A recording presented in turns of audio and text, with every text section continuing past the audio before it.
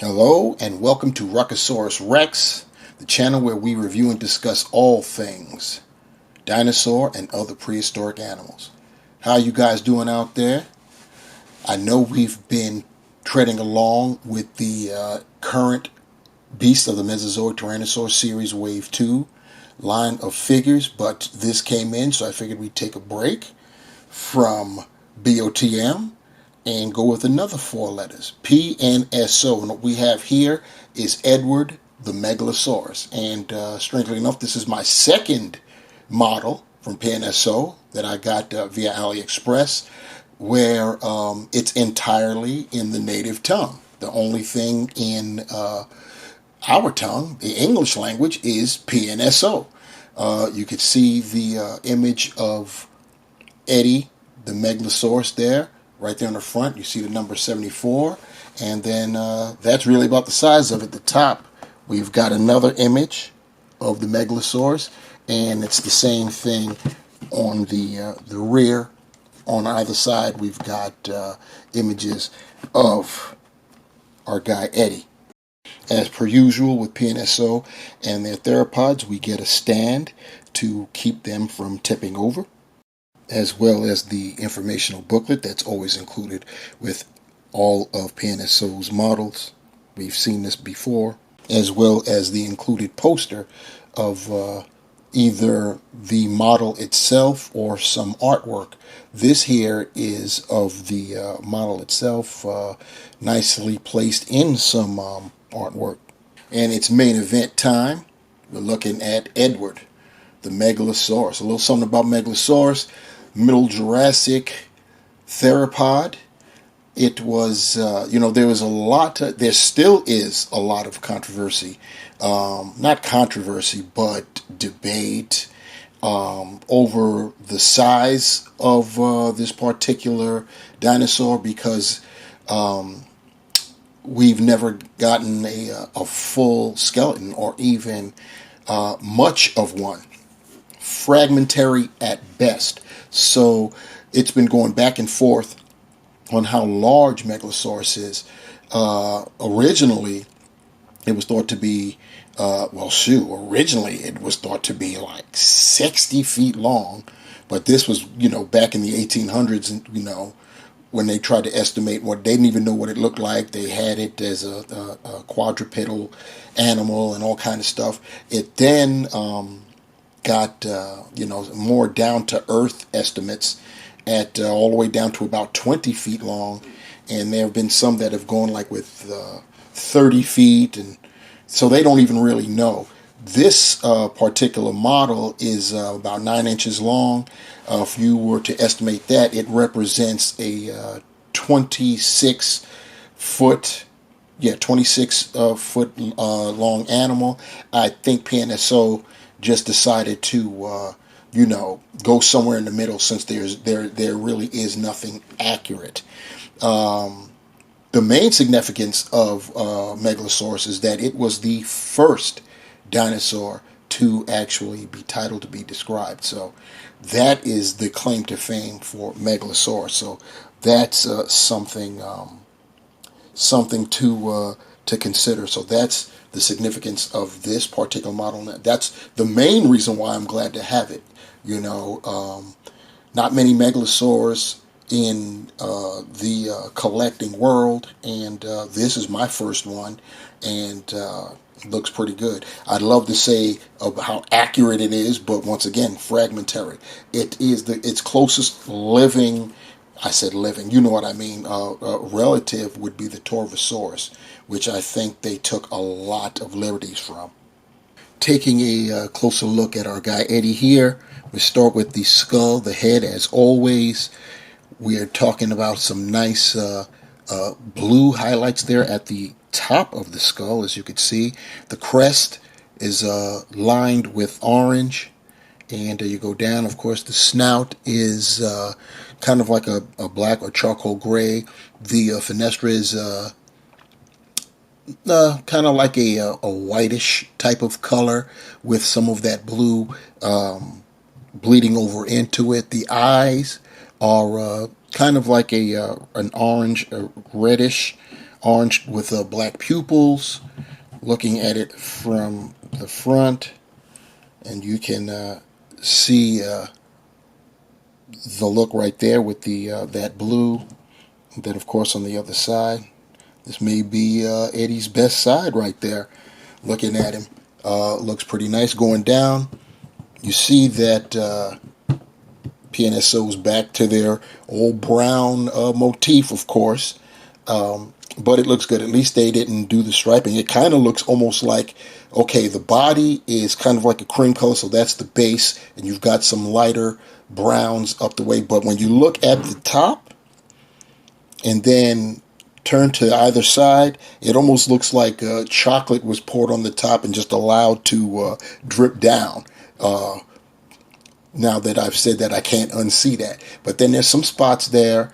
The forelimb is nice and robust. Look how thick the forelimbs are. They're pretty beefy there.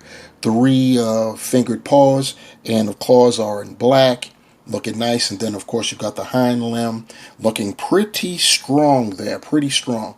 This animal may or may not have been a large carnivore, may have just been a mid-sized one. This model is based on it being mid-sized, but whatever size it was pretty beefy, pretty strong. It probably was a handful. It may have been equipped to take down prey that was bigger than itself.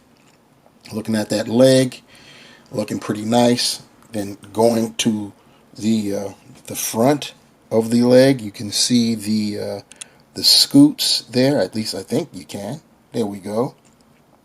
And the toes painted in black. Nice brown color there for down there at the feet area. Then going down the tail, the same thing. It looks almost like someone poured chocolate down the tail, because we have the same coloration all the way through. So it's not really stripes, it's more like drips of brown. And then the same thing on the other side there. Coming up, you see how strong. You got wrinkles there, the rear of that left leg as it's pushing off. And it's just nice, very nice. And once again, that robust left forelimb looking very nice. The underbelly, like I said, cream color there. Let's get to the neck, and you can see the throat there. It's got the wrinkles. That's really nice there. And there's a wash, a dark wash there, or dry brush for with some color there, looking pretty cool.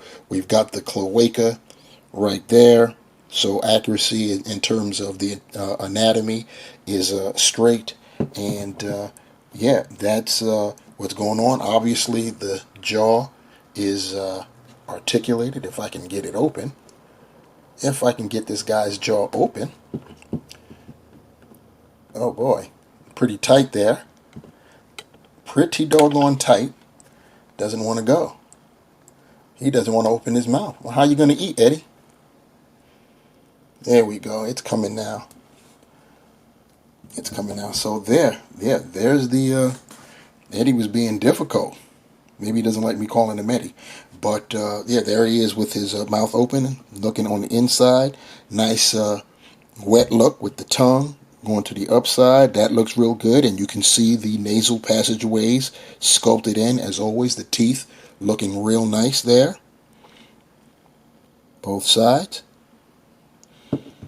And here's Eddie the Megalosaurus compared with a close relative of itself from the late Jurassic period. We're talking about the Torvosaurus. Now for a side-by-side comparison, so you can get an idea of where scientists got their basis for Megalosaurus from. You see similarities with the head sculpts and the robustness of the forelimbs for sure. And like I said, Megalosaurus may have been just a mid-sized carnivore, but it was built for power, definitely. It could probably take down prey that was beefier than itself. And simply because I wanted to have another Jurassic predator in a comparison shot, here is PNSO's Sinraptor. And once again, to see the size, to get an idea of the size of Eddie, the Megalosaurus, the size of a Megalosaurus compared to a human being.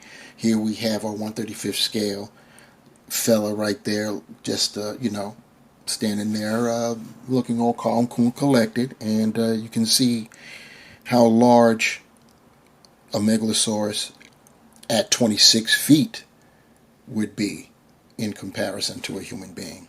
And so my final thoughts on Edward the Megalosaurus by PNSO number 74 in the line is very nice offering to have.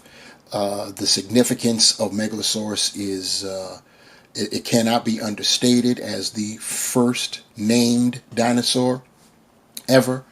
That's just a trip right there.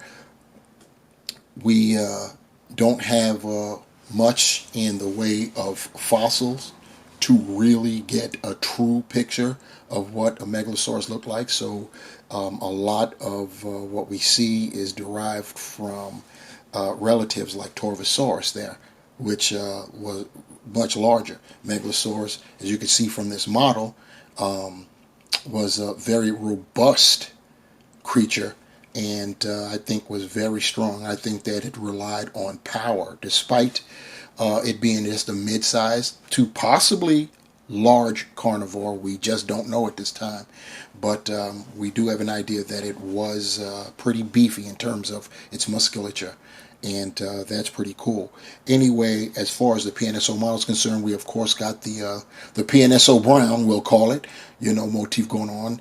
But you want any coloration, you got to go to those skulls, and they did not fail to disappoint. Again, talking about PNSO, Eddie's skull is nice with the blues, and the washes over the we'll call it like bluish white there, the blood red eyes with the black pupils, the nice wet look in the mouth, looking very nice. So yeah, looking pretty good. I'm glad to have this model added to my collection, and if you like it, then you need to get yours too.